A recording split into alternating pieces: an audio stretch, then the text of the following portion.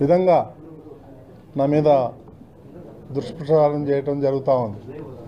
అందుకని నేను తిరుపతి నుంచే ఈ విషయాలు కొన్ని మీతో షేర్ చేసుకుందామని నేను ఆగిపోయాను. ముఖ్యంగా ఎవరైతే నా మీద ఆరోపణలు చేసి ఈరోజు ప్రెస్ మీట్ పెట్టిన ఆయన, నేను టీటీడీ చైర్మన్గా ప్రమాణ స్వీకారం చేసిన మొదటి రోజు నుంచే నన్ను రిజైన్ చేయమంటున్నాడు. కనీసం ఒకరోజు, వారం, నెల కూడా నాకు టైం ఇవ్వాల. నువ్వు రిజైన్ చేయి. వాని అబ్బా సొత్తా టీటీడీ, నేను రిజైన్, నువ్వు నాకు ఇచ్చావా టీటీడీ చైర్మన్ నేను రిజైన్ చేయడానికి? నాకు చంద్రబాబు నాయుడు గారు ఇచ్చారు, ఆయన చెప్తే ఒక్క నిమిషం కూడా పట్టదు నాకు. ప్రతిరోజు నువ్వు రిజైన్ చేయి. ఎందుకు రిజైన్ చేయమంటున్నావాడు? దీని మీద నేను రీసెర్చ్ చేస్తే ఆయన చేసినటువంటి దుర్మార్గాలన్నీ ఒక్కొక్కటి బయటకు వస్తున్నాయి. ఒకటి కాదు, రెండు కాదు, 100. ప్రతి దాంట్లోనూ కరప్షన్ చేశాడు. ఇవన్నీ బయటకు వస్తే తిరుపతి ప్రజలే తరిమి కొడతారు.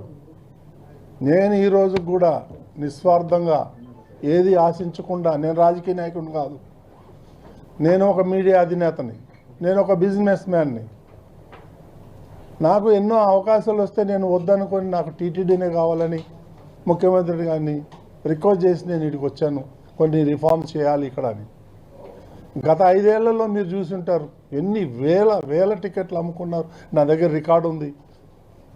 వాళ్ళు పొరపాటున అది పోతా నా దగ్గర చైర్మన్ ఆఫీస్లో వదిలేసి వెళ్ళిపోయారు. ఇవన్నీ తీసి చూస్తుంటే ఒక్కొక్కటి బయటపడుతున్నాయి. నిన్న జరిగినటువంటి బోర్డు మీటింగ్లో కూడా నేను ఒక పాయింట్ లేవనెత్తాను. ఎందుకంటే ఎన్ని స్కాములు ఉన్నాయంటే అన్ని స్కాములు బయట పెడదామంటే ముఖ్యమంత్రి గారు నన్ను ఆపు చేయటం జరిగింది. తిరుమల యొక్క పవిత్రతను దెబ్బతీస్తారు అందరూ కలిసి రోజు ఈ స్కాములు బయట పెడతా ఉంటే అది మంచిది కాదు, మన ధర్మానికి, వెంకటేశ్వర స్వామికి మంచిది కాదు, దీంతో ఆపేయండి, ఆ దేవుడే చూసుకుంటాడని నాకు ఆయన హితబోధ చేశాడు. కాబట్టి నేను ఆగాను. లేకపోతే ఈ పాటికి ఇంకొక 10 వీడు చేసిన దుర్మార్గాలన్నీ బయట పెట్టేవాడు. ఇది వేదాలు, దయ్యాలు అని ఏదో సంస్కృతంలో మాట్లాడతాడు. ఇవన్నీ నా దగ్గర నడవదు. నీ యాశాలన్నీ కూడా ఐఎమ్ వెరీ స్ట్రాంగ్, తగ్గేదే లేదు. ఏం వీడియోలు పెడతాడండి ఆయన? ఇప్పుడు ఏదైతే వీడియోలు పెట్టాడో వాళ్ళ ఫ్యామిలీ, మా ఫ్యామిలీ మోర్ దెన్ 30 years నుంచి మాకు ఫ్యామిలీ పరిచయాలు ఉన్నాయి. వాళ్ళ ఇంటికి మేము పోతాం, మా ఇంటికి వాళ్ళు వస్తారు. అంత మాత్రాన అసలు కొన్ని చోట్ల వీడియో మార్పింగ్ చేయడం జరిగింది. ఆ చేసే గాడిదలు సరిగా కూడా చేయలే. మళ్ళా నేను ఎన్నిసార్లు చూసినా అందులో నాకేం తప్పు కనిపించలే. సో ఇవన్నీ చీప్ పాలిటిక్స్ ఆడి నా మీద బురద జల్తానంటే నేను భయపడేటోడిని కాదు. నేను నీలాగా రిజైన్ చేయమంటే చేసేవాడిని కూడా కాదు. ఇవన్నీ కూడా వాస్తవాలన్నీ కూడా నేను ఇమీడియట్గా కంప్లైంట్ ఇవ్వడం జరిగింది. ఇంకో 6 గంటలో ఎఫ్ఐఆర్ కూడా వస్తుంది. దీన్ని నేను హై లెవెల్కి తీసుకెళ్తాను. వీళ్ళ సంగతి ఏదో తేలుస్తాను. నేను మాత్రం భయపడేదే ప్రశ్నే లేదు. ఎందుకంటే నేను ఏ రోజైతే జగన్మోహన్ రెడ్డిని ప్రశ్నించా, నువ్వు పట్టు వస్త్రాలు తీసుకొచ్చేటప్పుడు సతీ సమేతంగా ఎందుకు రావట్లేదు, దానికి కారణం చెప్పమన్నా. వాళ్ళకు బాధ కలుగుతుంది. దానికి నేనేం చేయను. హిందూ ధర్మం ప్రకారం సతీ సమేతంగా రావాలి. భార్య లేకపోతే అదొక డిఫరెంట్ ఇష్యూ. గతంలో రాజశేఖర రెడ్డి రాలేదు, జగన్మోహన్ రెడ్డి రాలేదు. ఈ భారతి పేరు ఎత్తానని వాళ్ళ కోపం. నేను ఎందుకు ఎత్తకూడదు భారతి పేరు? ఆమె వస్తే ఆమెను ఎందుకు నేను ప్రశ్నిస్తాను? ఆమె రాలేదు కదా. ఇవన్నీ పెట్టుకొని బీఆర్ నాయుడు టీటీడీ చైర్మన్ ఉంటే నా ఆటలు ఏమీ సాగవు, రోజుకొకటి వస్తూ ఉన్నాయి అనే ఉద్దేశంతో ఈ బురద జల్లే కార్యక్రమం. ఇప్పుడు ఈ వీడియోలు కంప్లైంట్ చేస్తే నా ఫ్యామిలీ మెంబర్స్ చేయాలా, లేకపోతే ఎవరైతే వాళ్ళు ఉన్నారో వాళ్ళ ఫ్యామిలీ అన్నారో కంప్లైంట్ చేయాలి. ఎవరికైనా కంప్లైంట్ చేశారా? ఎవరికైనా చెప్పారా? కొన్ని అయితే మా ఇదివరకు అందులో ఉన్నటువంటి కొన్ని ఫోటోలు అయితే నేను 20-25 ఏళ్ల కింద దిగిన ఫోటోలు అవి. ఆ ఫోటోలు ఈ ఫోటోలు మిక్స్ చేసి దానికి ఒక మ్యూజిక్ పెట్టి ఈ సన్నాసులకు ఏం పని లేదా? నన్ను వ్యక్తిగతంగా టార్గెట్ చేస్తే నేను మీడియాలో ఉన్నా, నీకు చుక్కలు చూపిస్తాను, నీకు కానీ సుబ్బారెడ్డికి కానీ. కరుణాకర్ రెడ్డి, నువ్వు మద్రాసులో పోయి ఏమేం చేసావో నాకు తెలుసు. వైవి సుబ్బారెడ్డి ఏమేం చేసావో నాకు తెలుసు. అవన్నీ బయట పెట్టమంటారా? ఇవన్నీ చీప్ పాలిటిక్స్ నా దగ్గర జరగదు, అర్థమైందా? నేను హైదరాబాద్ నడిబొడ్డున నేను ఉండి వ్యాపారం చేస్తున్నా. నేను ఎవరికి భయపడేవాడిని కాదు. ఈ చీప్ పాలిటిక్స్ 1 కాదు 2 కాదండి వీళ్ళు చేసిన అరాచకాలు. నువ్వు ఏ ఫైల్ తీసుకున్నా అన్ని దొంగ లెక్కలే. ముఖ్యమంత్రి గారు ఆగమన్నారు కాబట్టి నేను ఆగాను ఇన్ని రోజులు. కాబట్టి ఇవన్నీ చీప్ పాలిటిక్స్కి భయపడేది లేదు. నాకు అలాంటి ఉద్దేశాలు లేవు. నేను ఇట్లాంటి పిచ్చి పిచ్చి పనులు చేసేవాడిని కాదు. నాకు అలవాటు లేదు చిన్నప్పటి నుంచి. నా మీద ఇటువంటి లేనిపోని కొన్ని మార్పింగ్ చేసి నా మీద బుర్ర తేలితే మాత్రం నేను ఊరుకునేవాడిని కాదు. నేను లీగల్గా ఫైట్ చేస్తాను, వాళ్ళ సంగతి చూస్తాను. నేను ఎవరెవరైతే ఈ ఫార్వర్డింగ్ మెసేజ్లు పెడుతున్నారో, రేపు 1 మ్యాన్ కమిషన్ వస్తుంది. రేపు ఈ 1 మ్యాన్ కమిషన్ వస్తుంది, దీన్ని డైవర్ట్ చేయాలి. ఈ దొంగలకి డైవర్షన్ పాలిటిక్స్ బాగా వచ్చు. ఎప్పుడు ఏం చేయాలో, ఎలా చేయాలో, డైవర్ట్ ఎట్లా చేయాలో అనేది. ఇది ఒక టాపికా? దీనివల్ల ఎవరికి నష్టం? సమాజానికి ఏమన్నా ఉందా? నేనేమన్నా తప్పు పని చేశానా? ఏమున్నాయి ఆ వీడియోలో చూడండి మీరు. అందులో ఏం తప్పు ఉంది? ఫ్యామిలీ ఫ్రెండ్స్ ఉండరా? కలవరా? పోరా? రారా? నాది 20 సంవత్సరాల క్రితం ఉన్నటువంటి ఫోటోలు పెట్టి మార్పింగ్ చేస్తారు.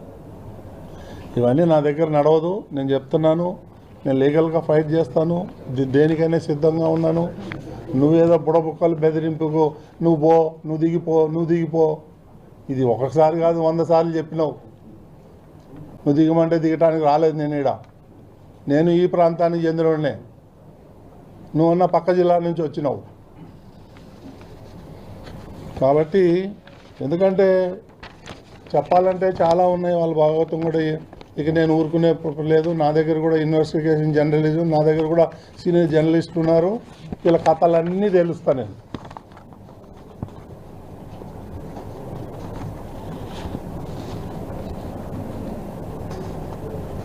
ఇప్పుడు నేను ఈరోజు కొత్తగా కరుణాకర్ రెడ్డి గురించి ఏదో ఆరోపణలు చేసి నువ్వు తిన్నావు, ప్రపంచమంతా తెలుసు నువ్వు దొంగవని. ప్రపంచమంతా జగన్మోహన్ రెడ్డి గజ దొంగని ఈరోజు నేను చెప్పక్కర్లేదు. 1000 కోట్లు 1,00,000 కోట్లు తినేశాడు. ఇవన్నీ డైవర్షన్ పాలిటిక్స్. నా దగ్గరకు వచ్చి నేనేం చేసి, నేను చాలా ఆనెస్ట్గా ఉన్నా. నా వల్ల టీటీడీకి ఏమన్నా చిన్న ఒక మచ్చ వచ్చిందా? చిన్న తప్పు ఏమన్నా చేశానా? ఒక్కటి చూపించమనండి.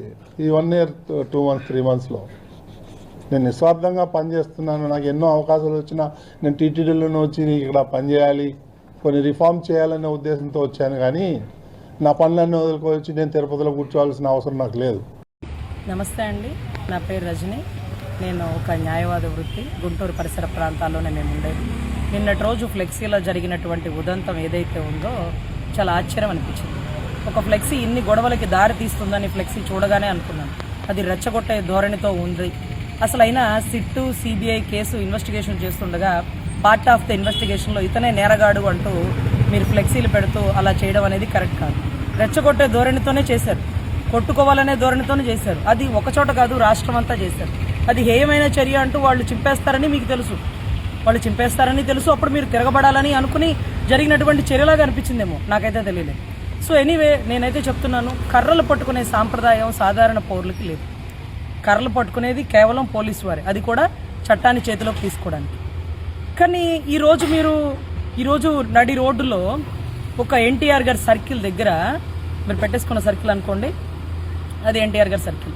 ఆ సర్కిల్ దగ్గర మీరు అందరూ కర్రలు పట్టుకొని నుంచోవడం, మీ పక్కనే పోలీసు వాళ్ళు ఉండడం చాలా ఆశ్చర్యం అనిపించింది. ఇమీడియట్గా పోలీసు వాళ్ళు ఎవరైతే ఉన్నారో వాళ్ళు ఆ కర్రలు మీ చేతి నుంచి తీసుకొని ఉండాల్సింది, కానీ తీసుకోలే. ఈరోజు కూడా నేను సిఐ గారిని అడిగింది అదే, ఏమంటే కర్రలు పట్టుకొని వాళ్ళు నుంచున్నారేంటి సార్, మీరు కదా రావాలా, మీరు రాకుండా వాళ్ళు నుంచోవడం అది ఎంతవరకు సాంప్రదాయం అంటే, లేదండి అంబటి రాంబాబు గారి కారులో కర్రలు ఉన్నాయంట అని వాళ్ళు గౌరవ సిఐ గారు నాకు చెప్తున్నమాట. వాళ్ళ కారులో కర్రలు ఉంటాయంటండి, అందుకని వీళ్ళు కూడా కర్రలు పట్టుకుని. సరే, వాళ్ళ కారులో కర్రలు ఉంటే మీరు కదా కర్రలు పట్టుకొని ఉంచోవాలా? లాండ్ ఆర్డర్ని వాళ్ళు ఎవరు సార్ చట్టాన్ని చేతిలోకి తీసుకోవడానికి? వాళ్ళు కర్రలు పట్టుకొని ఉంచుంటే మీరు పక్కన సోద్యం చూస్తున్నారా? తప్పు కదా, చట్ట వ్యతిరేకం కదా. సో ఇది కరెక్ట్ కాదు సార్. ఇలాంటి కొత్త సాంప్రదాయాన్ని తెరలేపద్దు, ఒకరికొకళ్ళు కొట్టుకు చంపుకునే సాంప్రదాయం వద్దు. కూటమి ప్రభుత్వం కష్టపడి మేమందరం ఫామ్ చేసింది రాష్ట్రాన్ని అభివృద్ధి పదంలోకి తీసుకెళ్తారని, అంతేకాని ఆడబిడ్డలకి రక్షణ కల్పిస్తారు, అంతేకాని ఫ్లెక్సీల కాపలా కాస్తారని మేము అనుకోలేదండి. ఈరోజు ఫ్లెక్సీ మీద చెయ్యరగదీస్తా, నువ్వు రారా చూసుకుందో, నువ్వు మొగడవైతే చూసుకుందో, నువ్వు వాళ్ళ ఇలా అని ఒక శాఖ చైర్మన్, గ్రంథాలయ శాఖ చైర్మన్ లకారంతో బూతులు రెండ్రా చూసుకుందామని. అరే తప్పు చేస్తే మీరు చట్టరీత్యా చర్యలు తీసుకోండి. చిల్లీస్ నుంచి మీరు డైరెక్ట్గా నల్లపాడు పిఎస్కి తీసుకొచ్చి అరెస్ట్ చేసి ఉండొచ్చు. మీరు ఎందుకు ఊరంతా తిప్పుతున్నారు? అంటే ఇంట్లో పెట్టి ఇంట్లో ఇల్లంతా ముట్టడి చేసి తగలబెట్టి అప్పుడు మీరు అరెస్ట్ చేయాలా? అంటే అదేదో చెప్తాడు చూడండి కిక్ సినిమాలో, ఊరికే పెళ్లి చేసుకుంటే కిక్ ఏముంది, చేసింగ్లు పికప్పింగ్లు ఉండాలని. సో అదే జరుగుతుందండి. ఎనీవే, కొత్త సాంప్రదాయానికి తెరలేపద్దు, కర్రలు పట్టుకునే వారి మీద చట్టరీత్యా చర్యలు తీసుకోవాలి. ఈ ఆస్తి నష్టాన్ని కలుగు చేసిన ప్రతి ఒక్కరి మీద చట్టరీత్యా చర్యలు తీసుకోవాలని కోరుతూ గౌరవ సీఏ గారికి అర్థిస్తుంది. ఆయన చెప్పారు ఫ్లెక్సీలు పెట్టడం తీయడం మాది కాదండి, అది మున్సిపాలిటీ వాళ్ళని అడగండి అన్నారు. అఫ్కోర్స్ వాళ్ళని కూడా అడుగుతాం. మీరు మాత్రం మీ పక్కనే ఉండి కర్రలు పట్టుకున్న వాళ్ళని మాత్రం ఉపేక్షించద్దు. అలా వాళ్ళని ఉపేక్షిస్తే రేపు సాధారణ పౌరులు కూడా రోడ్డు మీద కర్రలు పట్టుకొని తిరిగేస్తారు.